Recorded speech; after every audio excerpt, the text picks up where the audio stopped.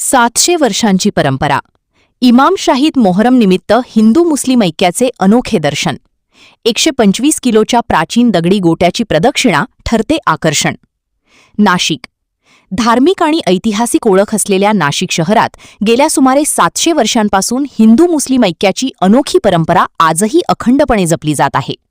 Sarda circle परिसरातील हजरत पीर सय्यद इमाम शाह वली यांच्या तुर्बतीवर मोहरम निमित्त 10 दिवस विविध धार्मिक कार्यक्रमांचे आयोजन केले जाते.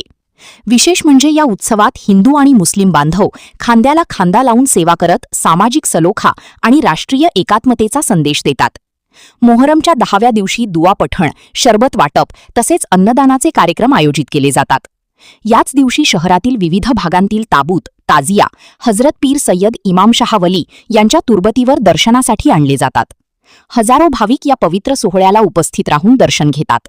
या प्रसंगी हिंदू आणि मुस्लिम बांधव एकत्र सहभागी होत असल्याने नाशिकच्या गंगा-जमुनी संस्कृतीचे आणि सामाजिक सलोख्याचे प्रेरणादायी दर्शन घडते.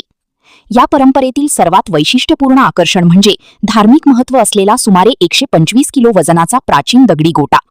विशेष म्हणजे हिंदू भाविक हा दगडी गोटा श्रद्धेने उचलून 7 किंवा 11 प्रदक्षिणा पूर्ण करतात. ही परंपरा केवळ धार्मिक श्रद्धेचे प्रतीक नसून हिंदू मुस्लिम ऐक्य, सामाजिक सलोखा आणि परस्पर बंधुभावाचे जिवंत उदाहरण मानली जाते. शेकडो वर्षांपासून दोन्ही समाजातील नागरिक एकत्र येऊन ही परंपरा जपत असल्याने नाशिकच्या धार्मिक सौहार्दाचे प्रेरणादायी दर्शन घडते. या धार्मिक परंपरेच्या आयोजनात दर्ग्याचे मुजावर सय्यद मुजीब आबेद, सय्यद फैजान जाकीर, सय्यद नुमान जाकीर तसेच सय्यद कुटुंबातील सदस्य सक्रिय सहभाग घेतात. याशिवाय विष्णू मधुकर ढमाले, हिरामण मोरे, अनिल देशमुख, विष्णू तुषार ढमाळे, नंदू कोकले, गोकुळ भिका ढोकणे आणि कोळी समाजासह अनेक हिंदू भाविक उत्साहाने सहभागी होतात.